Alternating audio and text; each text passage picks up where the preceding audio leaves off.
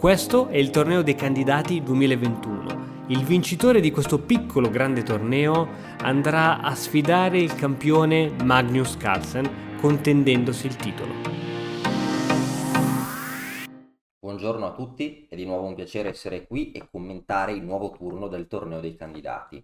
Nonostante molti commenti, molte richieste di commentare la partita di Caruana, mi sono preso il permesso di commentarne un'altra, ovvero ho selezionato come partita del giorno la partita di Nepomniachtchi contro Aleksejenko. Le ragioni sono svariate. Innanzitutto, la partita di Caruana è terminata patta e volevo far vedere una partita decisiva dove c'è una vittoria. Inoltre, Nepomniachtchi ha vinto una bellissima partita diventando il solo leader del torneo dei candidati con un certo distacco sugli inseguitori prima dei pochi turni finali che rimangono, e quindi il leader del momento del torneo si merita appunto che analizziamo, che prestiamo la nostra attenzione alla sua spettacolare vittoria di ieri. Non spettacolare a livello di combinazioni, spettacolare a livello di gioco. Ha dimostrato una comprensione strategica superiore dell'avversario. Ho anche scelto questa variante per questa partita perché è stata giocata una variante con cui ho un rapporto molto particolare che ho studiato anni e anni or sono col mio allenatore dell'epoca, per cui conosco qualche piccolo segreto. Il bianco Nepomniachtchi gioca C4, di solito, soprattutto ad alto livello, le mosse E4 oppure D4 sono maggiormente giocate, ma Nepomniachtchi stava cercando, come poi ha dichiarato, stava cercando di portare il suo giovane avversario su terreni meno conosciuti, cercando di far uscire l'avversario dalla preparazione. Come avevamo accennato anche le volte scorse parlando della preparazione di questi campioni, loro analizzano moltissimo con software potentissimi, con degli allenatori, però è chiaro che il gioco è così vasto che il problema di subire le preparazioni ce l'hanno soprattutto quelli che giocano sempre le stesse cose, allora diventano preparabili. Se uno continua a variare in continuazione proprio per la grandissima vastità che ha il gioco degli scacchi, è impossibile preparare tutto. Nepomniachtchi giocando C4 appunto ha sorpreso il giovane avversario. Ricordiamo che Aleksejenko è un giocatore estremamente forte, a 2700, quasi 2700 punti elo, è stata la wild card dell'evento, è stato scelto dagli organizzatori, mentre gli altri si sono qualificati perché sempre un posto è per un giovane emergente, e quindi l'avversario ha provato a far leva su posizioni meno principali, cercando appunto di sfruttare l'inesperienza del giovane avversario. Aleksejenko ha continuato con cavallo F6, G3, con l'idea di sviluppare l'alfiere in fianchetto sulla grande diagonale da dove controllerà l'ala di donna. Il nero ha giocato E6, cercando di giocare impianti in stile gambetto di donna accettato. Il bianco ha giocato alfiere G2, il nero ha giocato D5, il bianco ha giocato cavallo F3. A questo punto il nero ha tantissimi impianti, è possibile D4 che porta un gioco, prova a prendere spazio trascurando lo sviluppo, la mossa più solida è alfiere 7, ci sono altre possibilità. Aleksejenko gioca D per C4 che è una mossa che mi piace chiamare pseudo-catalana perché ricorda l'apertura catalana, l'apertura catalana è questa stessa apertura col bianco che anziché avere il pedone in D2 ce l'ha già in D4, anziché avere sviluppato l'alfiere in G2, ed è un'apertura reti in cui ho molta esperienza perché l'ho giocata davvero, davvero tanto sembra una cosa innocua, ma è molto molto insidiosa per il nero. A questo punto il bianco ha ripreso subito il pedone, perché rimanere, perché rimanere con un pedone in meno? Adesso il nero ha varie alternative, è possibile giocare C6, è possibile giocare addirittura alfiere D7. Nero ha giocato cavallo D7, il bianco ha preso in C4. A questo punto il nero ha giocato la mossa migliore che è A6. In queste aperture di tipo catalano, uno dei segreti di queste posizioni è che bisogna, per non subire un'iniziativa fortissima nell'ala di donna, il nero ha bisogno di sistemare il suo alfiere in B7. Il nero vuole giocare B5 alfiere B7. Questo ha la priorità su altre mosse di sviluppo. Quindi, se il bianco avesse continuato con Arrocco o se il bianco avesse occupato il centro con D4, il nero avrebbe giocato B5 due punti esclamativi. In caso di donna C2 avrebbe potuto essere giocata alfiere B7 e l'alfiere in B7 contrasta l'alfiere in G2. In queste posizioni il nero ha una posizione perfetta, non sta affatto peggio. Il nero poi potrà giocare con C5, torre C8 e non ha nessuna inferiorità sulla lei donna, anzi il nero ha una posizione minimo pari. Trucco molto interessante. Tra l'altro volevo menzionare anche che sembra che il bianco possa impedire B5. Dopo D4 B5, donna C6 non è di grande aiuto perché il nero gioca torre B8 con l'idea poi di giocare alfiere B7. Ora su Arrocco alfiere B7 il nero ha ottenuto il suo scopo, poi la torre tornerà in C8 con ottimo gioco. Il bianco potrebbe giocare alfiere F4 per catturare il pedone in C7, ma a questo punto è molto forte sacrificare tale pedone.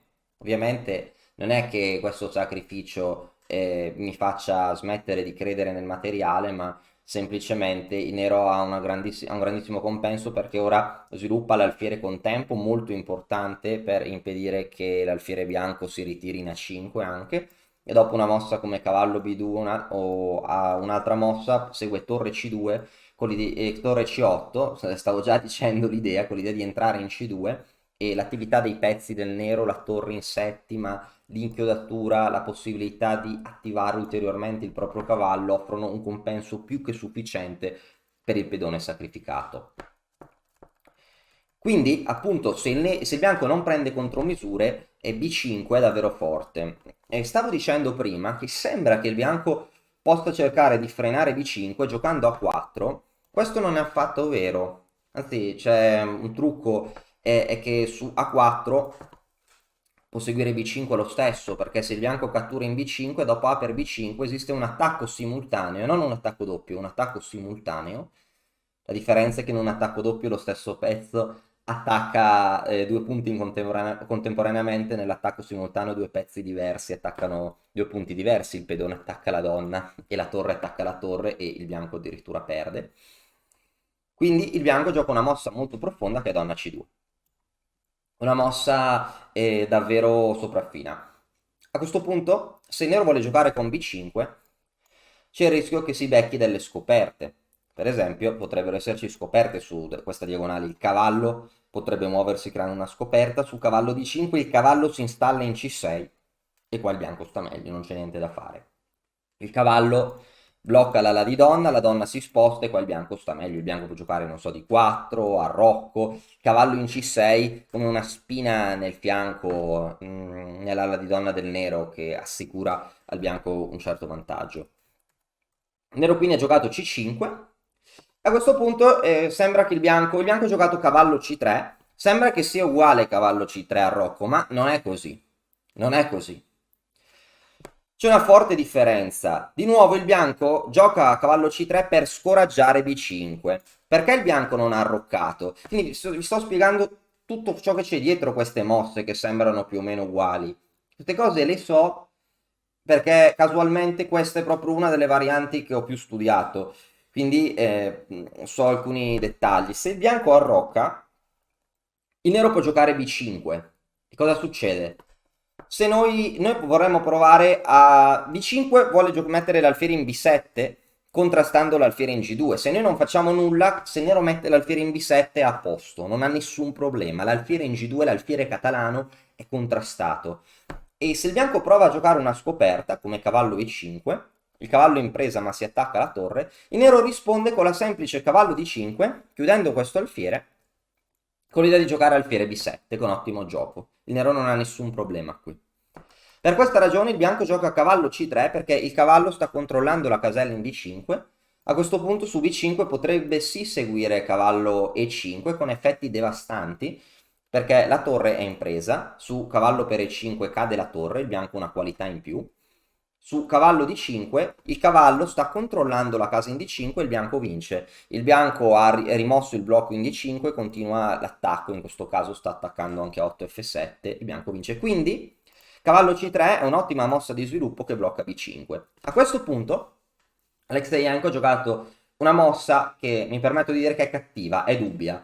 Non mi permetto di dirlo solo io, anche Nepomniachtchi lo ha affermato nella conferenza stampa dopo la partita. Alfiere 7 è una mossa davvero cattiva. Qua il nero non può evitare di provare a lottare per B5. Se il nero non lotta per B5 va a stare molto peggio. Questo lo so perché e il nero deve lottare bene anche per B5. Questo lo so perché ho giocato moltissime partite qui, in tornei internazionali, anche il campionato europeo l'ho giocato in vari tornei semilampo, nel nord Italia. Qua, se il nero gioca mosse come alfiere di 6, il bianco gioca, come poi vedremo nella partita, un'ottima versione della catalana. Se il nero prova a preparare B5 con torre B8 ha problemi perché il bianco gioca di 4, poi arriverà l'alfiere in F4 a dare fastidio a questa torre. Su B5 il bianco ottiene un altro tempo di sviluppo dopo che la torre si sposta per continuare a supportare l'alfiere. Il bianco ha dei giochi con A4 e poi A5, il bianco sta molto bene. L'unica mossa è Donna C7, che è la mossa che si aspettava Nepomniachtchi, che ha menzionato anche nella rassegna stampa, e diceva addirittura Nepomniachtchi che se Nero non gioca Donna C7 si aspetta una versione orribile della catalana. Io sarei stato molto curioso di sapere cosa aveva in serbo Nepomniachtchi, come aveva fatto lavorare i suoi computer su questa posizione. Purtroppo l'avversario si è sbagliato e non lo sapremo, sicuramente aveva qualcosa di esplosivo preparato. Non sapendo cosa aveva in mente Nepomniachtchi, vi accontentatevi con quel poco che posso dirvi io di questa linea. Su Donna C7 il nero vuole giocare B5 senza temere scoperte, perché per esempio su Arrocco B5 cavallo E5 queste scoperte contro la torre non fanno niente al nero perché la donna sta difendendo l'alfiere.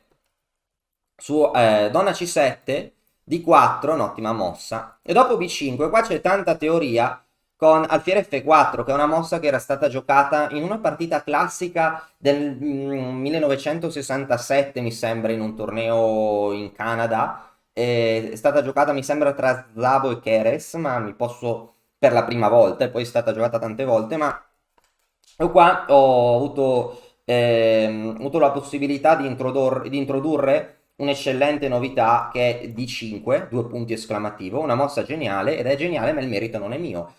Il merito, come stavo dicendo, che questi giocatori hanno i loro preparatori, anch'io in questo caso avevo avuto un eccellente preparatore e ho avuto modo di giocare questa novità nel 2012 e un fortissimo giocatore ecuadoriano che si chiama Carlos Matamoros, che è un grandissimo teorico, mi seguiva all'epoca, mi aveva preparato questo sacrificio e ho avuto modo di giocarlo contro un fortissimo giocatore della Bielorussia che si chiama Sergei Azarov, con un elo vicino ai 2700, l'ho giocato al campionato europeo di Aix-les-Bains in Francia nel 2012 e a questo punto, dopo i perdi, ho giocato E4 e la partita è esplosa, un grandissimo compenso. Ho giocato questa partita che poi dopo moltissime complicazioni è finita patta. Ho ottenuto una posizione vincente e poi dopo non sono riuscito a concretizzare il vantaggio e il mio avversario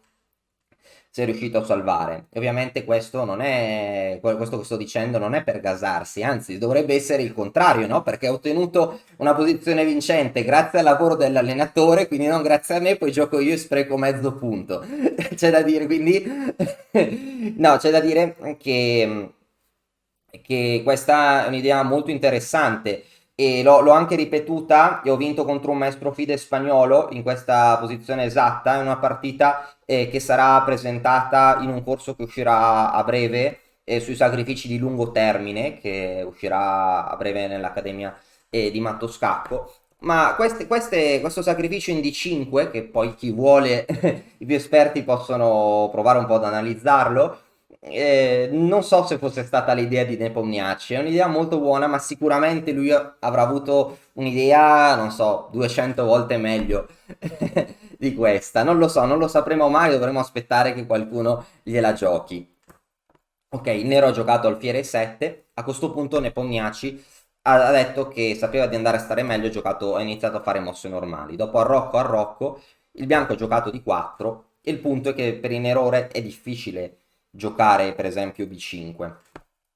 Perché per esempio, provare a preparare B5 con donna C7 si imbatte in alfiere F4, guadagna un altro tempo, poi torre al centro. In caso di B5 di nuovo le scoperte possono essere rognose perché non si può mettere l'alfiere in B7. B5 forse è il male minore, ma è triste. Se si sposta la torre c'è un doppio. Se si cattura in E5 e qua c'è un attacco doppio contro il cavallo e la torre. Su cavallo D5, cavallo per e per. Sembra che il nero abbia un centro forte, ma alfiere E3 e mette a nudo le debolezze del nero, la debolezza in C5 che difficilmente può essere difesa con successo, perché in caso di su D4 c'è la torre, in caso di C4 il bianco potrebbe cambiare obiettivo e prendersela con il pedone D, che poi risulterà anche inchiodato con una pressione davvero forte, una pressione devastante, che darebbe al bianco un grandissimo vantaggio. Quindi già questa variante avrebbe assicurato al bianco un gioco molto migliore. Anche altre mosse come scoperte come cavallo G5 sarebbero state interessanti, perché per esempio su torre B8 alfiere F4 è molto forte.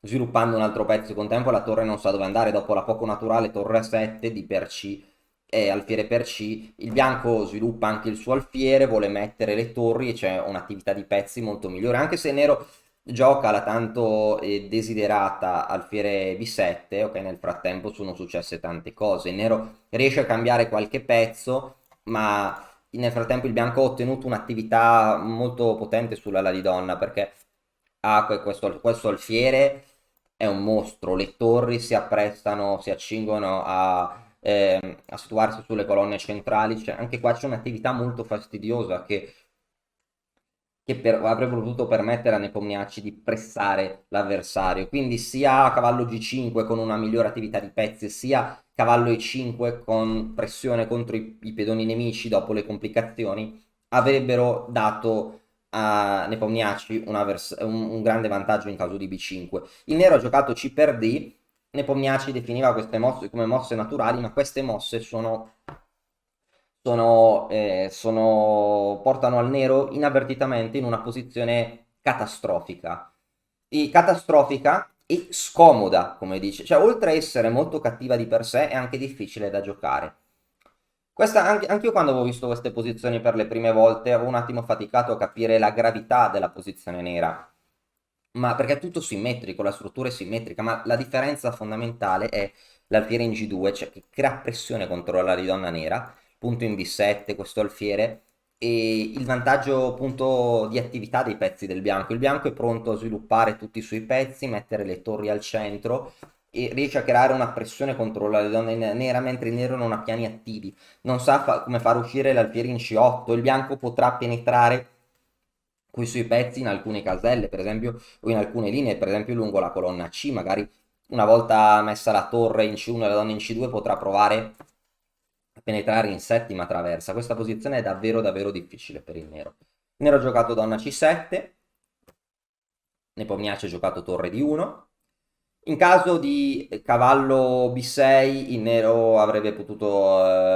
Il cavallo B6 è simile alla partita, il bianco avrebbe potuto giocare alfiere G5, poi torre C1. Ci sono già state, tra l'altro, delle partite giocate nel secolo scorso, cioè non cent'anni fa, ma alla fine del 1900, poco più di 20 anni fa, in cui il bianco ha ottenuto delle vittorie molto molto convincenti. In una partita, che qua c'è una partita di un giocatore portoghese molto forte con cui ho avuto il piacere di giocare 2 volte, che si chiama Galego Luis, che è un giocatore molto creativo e ha vinto utilizzando proprio una disposizione di pezzi che ha usato Nepomniachtchi in questa partita. Il nero gli ha giocato E5, perché E5? Perché il nero ha bisogno di sviluppare questo alfiere, ma il cavallo salta in questa casella che è devastante, come vedremo nella partita, e ora qua il nero ha giocato torre di 8 e qua ha perso con l'idea di Nepomniachtchi. L'idea di Nepomniachtchi era già stata giocata di fatto nel 1999 da Galego Lewis, questo fortissimo giocatore. Ha giocato alfiere per F6, alfiere per F6, alfiere E4 e minacciando matto con un attacco devastante, e non si può difendere pedone H7 con G6 perché l'alfiere rimane in presa. Questa è esattamente la stessa idea che vedremo nella partita di Nepomniachtchi. È stata giocata a cavallo C5 qua in un'altra partita, è stata giocata nel torneo di Voronezh nel 2008, il bianco va a 2500, il nero aveva 2000, più o meno 2400 punti elo, e il nero ha provato a mettere il cavallo in C5 per attivarlo, ma il nero ha problemi per esempio lungo la colonna C, ora il cavallo è inchiodato, non può muoversi perché c'è dietro la donna. E il nero ha giocato alfiere di 7, il bianco semplicemente ha cambiato dei pezzi, ed è da notare che se il nero per esempio cattura di donna, il pedone in B7 rimarrà in presa. E adesso, perché la donna bianca è difesa, o dopo un eventuale cambio di donne. In caso di alfiere per C5 il bianco ha giocato B4, a questo punto l'alfiere è inchiodato e deve per forza spostarsi difendendo la donna nera, che altrimenti cade, e dopo alfiere B6 il bianco ottiene un grande vantaggio strutturale. Quindi qua il bianco ha ottenuto un vantaggio strutturale, il bianco guadagna un pedone e probabilmente la partita. Il bianco di fatto vinse tale partita. Quindi anche i precedenti ci fanno capire che la posizione nera è molto molto difficile. Il nero non sa come tirare fuori sui pezzi. Il nero ha giocato torre di 8, il bianco ha giocato alfiere 3. L'idea è semplicemente continuare torre C1, poi magari dare scoperte di cavallo, mettere la donna in B3, il cavallo in A4, con un gioco di pezzi devastante. Ora, è difficile trovare un modo di giocare per il nero. Per esempio, su cavallo C5, un ottimo modo di giocare qua è cambiare i pezzi sviluppati del nero. E guardiamo, il nero rimane con questi pezzi pessimi, cioè la minaccia di guadagnare la qualità. Su alfiere di 7, per esempio, si guadagna la qualità, c'è anche questo pedone in presa. Tra l'altro, la posizione nera è davvero sull'orlo del baratro. In caso di cavallo di 7 si potrebbe giocare qualcosa come torre C1, iniziando a creare minacce di scoperta. E davvero il nero è in crisi, il nero non sa più cosa fare in una posizione di questo tipo. Perché tutti i pezzi bianchi stanno entrando nella sua... Su donna qua, non so, anche cavallo A4 per dire, non so se è la migliore, ma il cavallo poi va in B6. Questi pezzi non giocano. B5 non si può fare perché c'è la torre che è nel raggio d'azione dell'alfiere. Il nero ha davvero una posizione pessima. Il nero ha provato a giocare. E il nero, un giocatore così forte, appunto per non conoscere qualche dettaglio di questo sistema, per non sapere che alla mossa 8 avrebbe dovuto giocare donna C7, una posizione quasi irrecuperabile, soprattutto contro Nepomniachtchi, perché probabilmente contro un giocatore più debole Alexeyenko avrebbe potuto recuperare. Un giocatore così forte come Nepomniachtchi, che ha quasi 2800 punti, e non gli lascia più neanche scampo.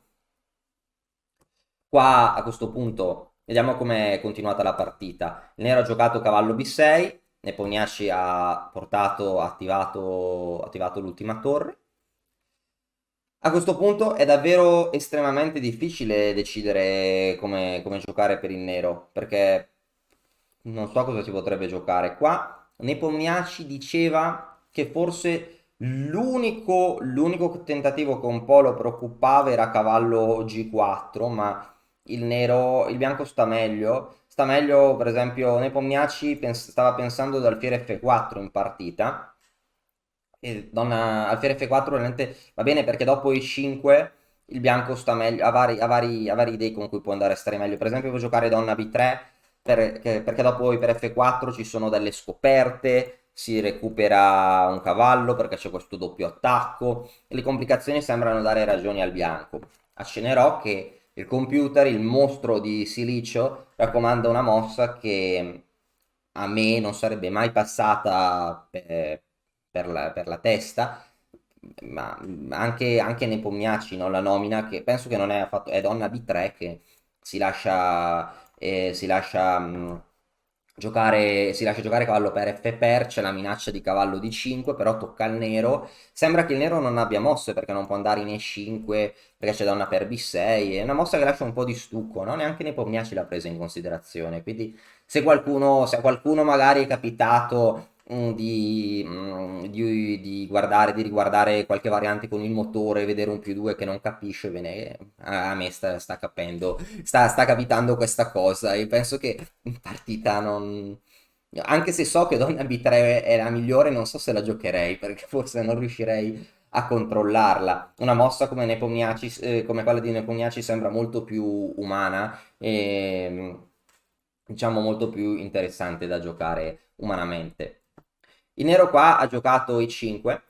Sì, sì, E5 è un tentativo. Perché è un tentativo E5? Perché questo alfiere sta protestando, questo alfiere vuole uscire, questo alfiere vuole giocare, ma non so, anche mosse come alfiere di 7 sono molto complesse. Per esempio si potrebbe giocare, non so, donna B3, minacciando varie scoperte varie, minacciando un attacco a raggi X contro il cavallo in B6, non so, si potrebbe sacrificare questo cavallo, catturare il cavallo, cioè se il cavallo si sposta da qualche parte, si può minimo, se non c'è nulla di meglio, si può pensare di prendere in B7 come minimo, quindi ci sono diciamo molti fastidi nel giocare alfiere di 7, questo alfiere non sarebbe comunque molto attivo, quindi il bianco avrebbe comunque un vantaggio significativo in questo tipo di posizione. Sì, perché questo è davvero, davvero difficile appunto per il nero. Ed è probabilmente anche per questo che il nero sceglie di giocare E5, ma E5 è una mossa che è stata criticata da Nepomniachtchi perché indebolisce questa casella. Il cavallo può andare in F5 con conseguenze terrificanti per il nero. Questo cavallo è un mostro. Ora, tra l'altro c'è la minaccia di catturare in E7 perché c'è la donna sovraccarica, se la donna ricattura si perde il cavallo in B6. In caso di alfiere F8, qua il bianco ha varie idee, diceva Nepomniachtchi che stava pensando a qualcosa di assurdo come cavallo, come non so, cavallo E4, che in realtà non funziona, stava solo guardando, no? Perché per non far... È molto importante la tecnica delle mosse candidate, c'è un'idea, visto che tanto queste idee rimangono nella nostra testa e non le giochiamo, meglio considerare tutte le possibili idee brillanti, no? Perché magari c'è un'idea geniale che non proviamo neanche a considerare, non consideriamo neanche perché pensiamo che è un'idea troppo pazza, che poi magari è un'idea geniale, no? Quindi meglio spendere un secondo per un'idea che sembra, che sembra brutta, ma che magari è un colpo di genio. No, comunque qua il colpo di genio sarebbe cavallo per G7, che è di nuovo una mossa da computer che mi rifiuto di analizzare perché non ha... No, beh, si potrebbe analizzare, ma non c'è, diciamo, non c'è nessun senso di giocare così. Ci sono altre mosse molto più facili da giocare. Nepomniachtchi diceva alfiere G5 che vuole distruggere la struttura nera. Questo pone grattacapi insolubili per il nero. Un'altra idea che mi piace, donna B3, fa pressione su questo cavallo. In caso, se il cavallo va in C4, si cattura in D8, ops, su donna per D8 il cavallo cade. Se il nero cattura in D1, qua il bianco cattura di cavallo, scoprendo la colonna C e con un attacco simultaneo. Quindi su alfiere per F5, alfiere per B6 è molto molto difficile per il nero, perché se la donna va, non so, per esempio in E7, non so, anche una semplice mossa così, dal bianco un vantaggio gigante, perché guardiamo questi alfieri che puntano sull'ala di donna, la donna che vuole entrare in B6, cioè posizionalmente il nero è in una situazione molto molto precaria. Nero ha giocato alfiere per donna per, cercando di attivare questo cavallo, e qua Nepomniachtchi aveva molte idee, ma gioca alfiere G5 che è una mossa fantastica. Perché alfiere G5 è una mossa fantastica? Perché il nero è debole sulle case chiare, quindi giocando alfiere G5 Nepomniachtchi vuole eventualmente catturare in F6, poi mettere un alfiere in E4 che avrà minacce di matto. il cavallo, dopo aver catturato in F6, si potrà anche mettere un cavallo in D5. La situazione nera è davvero terrificante. E a questo punto non so cosa il nero avrebbe potuto fare. Questa posizione che è davvero, davvero complessa, ripeto, per il secondo giocatore, si presta a cambi. Si può semplificare quando sei in vantaggio, ma si può anche semplificare quando i pezzi avversari sono molto attivi per ridurre la pressione. Quindi il nero vuole cercare di liquidare tutto per cercare di resistere in un finale, perché nel medio gioco c'è troppa differenza d'attività. Ma Nepomniachtchi gioca bene, cattura di cavallo. Il cavallo in C4 risulta così inchiodato, questa è un'inchiodatura relativa. Il nero attiva l'ultima torre e qua Nepomniachtchi realizza la sua idea. Nepomniachtchi realizza alfiere per F6. L'idea è la stessa idea che ha giocato Luis Gallego nel 1999. Non so se Nepomniachtchi conoscesse questa partita, ma sicuramente ha visto temi simili, anche se non l'avesse visto, ha una forza straordinaria che gli permetterebbe di inventarlo a scacchiera. Qua dopo alfiere per F6, alfiere E4. Non è possibile difendersi dalla minaccia donna per H7 perché G6 non è possibile per donna per F6. Curioso comunque come un tema così sia stato già giocato, quindi anche conoscendo non soltanto le mosse a memoria, ma anche partite a modello, pattern di medio gioco, un giocatore magari più debole di Nepomniachtchi avrebbe potuto trovare una vittoria analoga, appunto, con la conoscenza di modelli passati.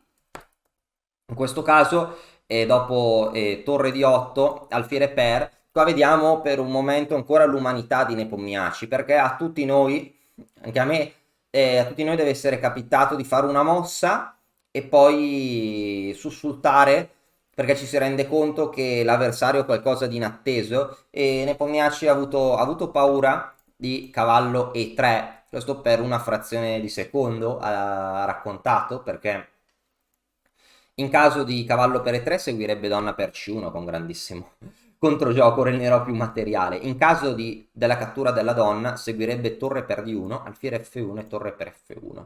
Una triste fine per il bianco che ha giocato una partita fantastica, ma gli scacchi sono crudeli, uno gioca una partita fantastica e poi perde in questo modo. Ok, dopo cavallo E3 Nepomniachtchi però si è rilassato un attimo e ha capito che avrebbe vinto in vari modi, per esempio donna B1, consolidando tutto, e ora rimane tutto in presa nello schieramento nero, oppure forse meglio ancora la più precisa donna G5, che minaccia matto, la minaccia di matto è la minaccia più forte, quindi non si può prendere la torre perché seguirebbe matto, finendo la partita, se si elimina l'alfiere il bianco cattura il cavallo difendendo la torre e alla fine il bianco un pezzo in più. Quindi è curioso che per una frazione di secondo qua anche un genio come Nepomniachtchi ha avuto il timore, il dubbio che la sua posizione fosse persa. È curioso, no? Che anche se ci sono molte analisi da computer, i giocatori sono preparatissimi, sia in questa partita di oggi, attraverso questo attimo di panico, sia nella partita di ieri di Caruana, in cui Caruana aveva visto la mossa migliore ma non l'ha eseguita, e troviamo che anche questi appunto giocatori fortissimi, anche questi campioni, migliori giocatori del mondo, anche loro hanno paura. Sì, anche l'elite mondiale ha paura quando gioca, quindi lo dico anche per magari chi sta iniziando, che si sente strano, no? Per temere quando gioca, per avere paura, questa è una cosa normale a tutti i livelli. Anche i re degli scacchi hanno paura.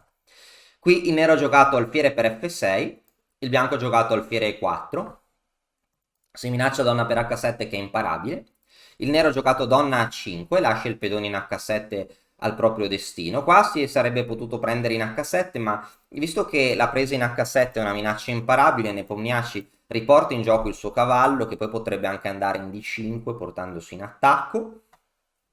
Nero inizia a scappare con il suo re, cavallo D5. Il pedone non scappa, cioè potrebbe scappare, però cavallo per F6 è comunque devastante, ci perde donna per, il bianco ha un pedone in più, il nero è il re scoperto, la torre non è in presa, però la donna non può muoversi liberamente, c'è il pedone in H6 in presa, c'è l'attacco, il bianco ha una partita vinta. Il nero quindi qua ha giocato B5, Ecco, diciamo che dopo B5 qua Nepomniachtchi parlava, ok, Nepomniachtchi qua aveva intuito che la posizione era completamente vinta. Di fatto se si mette questa posizione sul computer il vantaggio è più 6 o più 7. Poi ovviamente, come diceva Nepomniachtchi, quando poi andiamo a casa e analizziamo la partita con il computer, tutto è facile, no? Quindi magari uno può giocare, lui aveva intuito che la mossa più forte sarebbe stata torre C3 per accumulare vari attaccanti contro il suo re e creare attacchi decisivi, ma alla scacchiera gli sembrava più complessa e quindi ha scelto la via più semplice, quindi una decisione pratica molto umana ed eccellente. Il nero ha preso in H7, perché no? Si minaccia matto. A questo punto il nero ha giocato torre per D5, perché se no cosa fa poveretto?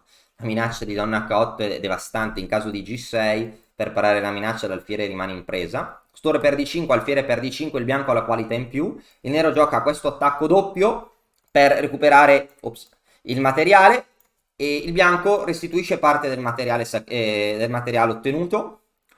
In caso il nero gioca B per C4 recuperando la qualità.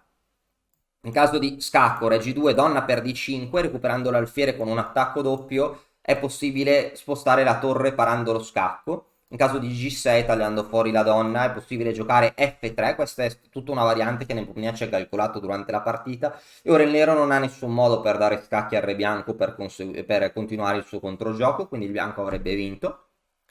Il nero ha giocato torre per B per. A questo punto Nepomniachtchi ha giocato una mossa bellissima. Si poteva vincere in altri modi, per esempio così, ma in una partita con gli alfieri di colore contrario, che quando ci sono altri pezzi, per esempio le donne, allora c'è la credenza che gli alfieri contrari facilitino sempre la patta. Questo non è vero. Per esempio, in presenza di altri pezzi come le donne, il bianco ha un pezzo in più con cui attaccare le caselle bianche, il nero un pezzo in meno con cui difenderle, perché questo alfiere, diciamo che gli alfieri di colore contrario lavorano, si vivono in universi paralleli, non si potranno mai incontrare. Uno lavora solo sulle case bianche, l'altro si muove solo sulle case nere, come se fossero su due scacchiere diverse. Quindi il bianco ha un pezzo più in attacco sulle case chiare. Potrebbe dare vari matti sulle case chiare, il nero non lo può difendere.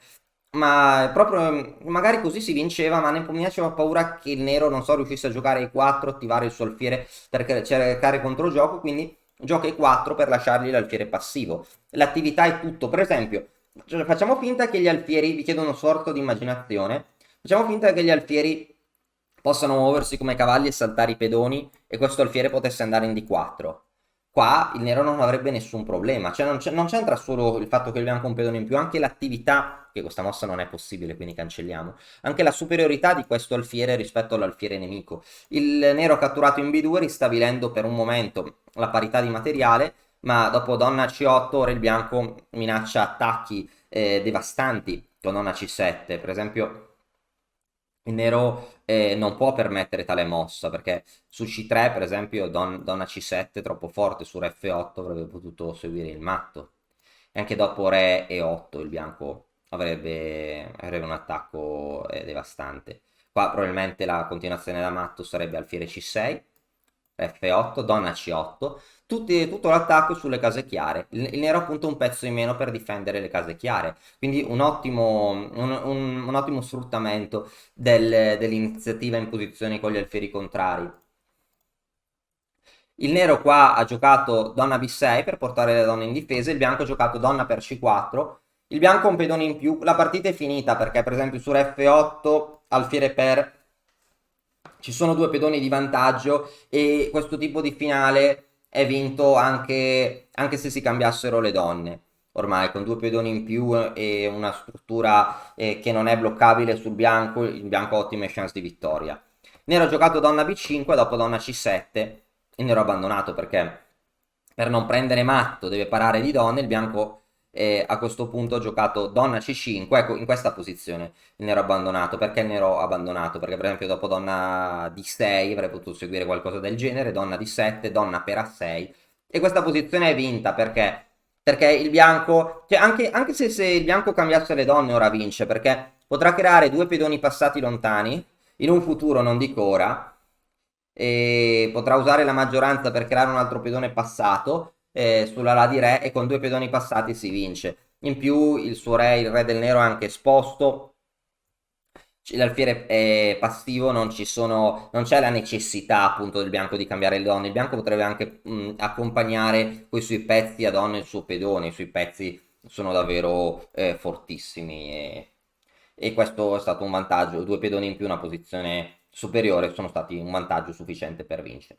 Quindi, niente, questa secondo me è stata una grandissima partita da parte di Nepomniachtchi. La partita è stata vinta in varie fasi, è stata vinta anche dal punto di vista di strategia prepartita, perché ha portato il giovane avversario appunto in un terreno a lui sconosciuto e dopo aver ottenuto un vantaggio in apertura, abbiamo visto come un fenomeno, come Nepomniachtchi ha sfruttato il tutto in modo incredibile, senza lasciare all'avversario il tempo di respirare. È molto bello come spesso ci piacciono attacchi devastanti così, ma a me è piaciuto come il bianco abbia sfruttato l'alfiere catalano, questo alfiere che prima era in G2 e ora è in D5, che è stato una spina nel fianco e nella posizione nella posizione nera. Sono curioso, siamo tutti curiosi di vedere come continuerà il torneo.